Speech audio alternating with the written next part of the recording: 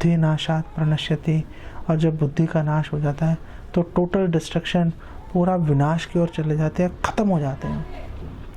तो ऐसा लग रहा था कि नारद जी हमें डरा रहे हैं कि सर्वनाश हो जाएगा।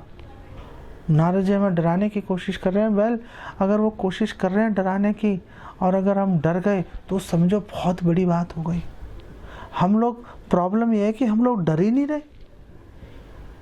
पहले हम भौतिक जगत में रुल रहे थे, बेसिकली परेशान हो रहे थे, और ये भौतिक जगत में परेशान होते होते अचानक भाग्य, हमारे सौभाग्य से भक्तों का संग मिल गया। भक्तों के संग में आने से चलो हमारी टेंशन्स हमारी ख़त्म हो गई। वो टेंशन्स ख़त्म हो गई, लेकिन डर हम पहले भी नहीं रहे थे और डर हम अब भी नहीं रहे। हमें परवाह नहीं है कि हम भगवान के धाम पहुँचेंगे नहीं पहुँचेंगे। हमें परवाह है कि आज हमारे साथ क्या हो रहा है। हम तो आज की बात कर रहे हैं। क्या आज मुझे सम्मान मिल रहा है? क्या आज मुझे सुविधा मिल रही है कि नहीं मिल रही है? हम तो पूरा, हमारा फोकस इसी चीज़ के ऊपर है। श्रील प्रभुपाद एक एग्ज़ाम्पल देते हैं।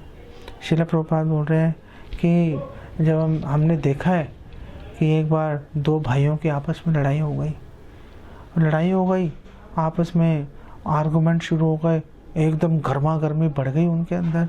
एक भाई के पास पिस्तौल थी, उसने निकाली, ठा मार दिया उसको। अब वो दूसरे जिसको गोली मारी वो तो मर गया, और जिसने गोली चलाई थी उसको पुलिस पकड़ के ले गई। और जब उसको जज के सामने ले गए, जज ने कहा लटका दो इसको फांसी पे। तो वो जो आदमी, जो दूसरा, जो उन लड़कों का जो पिता है, वो पिता ने जज को गुहार लगाई कि मेरे दो ही बेटे थे, एक तो मर गया, दूसरे को आप फांसी पे लटका दोगे, मैं कहाँ जाऊँगा।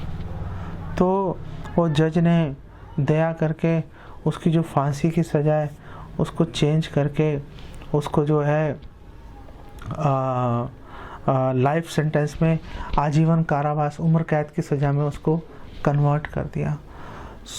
हम अभी रिसेंट पास्ट में भी हम देखते हैं, नोएडा में दो भाई थे, हज़ारों करोड़ की संपत्ति है।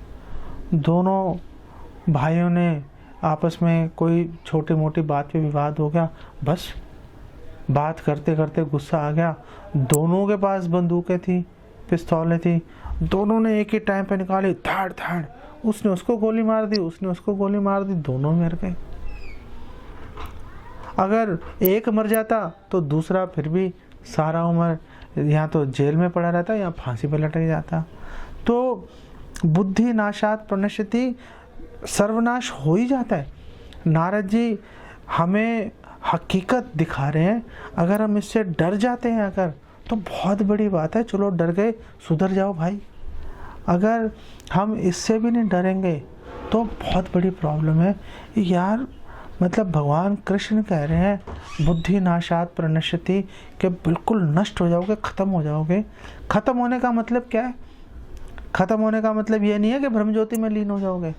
ख़त्म होने का मतलब है बार बार जन्म लेते रहोगे, बार बार मरते रहोगे, संस्मृति, संसार के अंदर फंस जाओगे, बार बार जन्म लेते रहेंगे।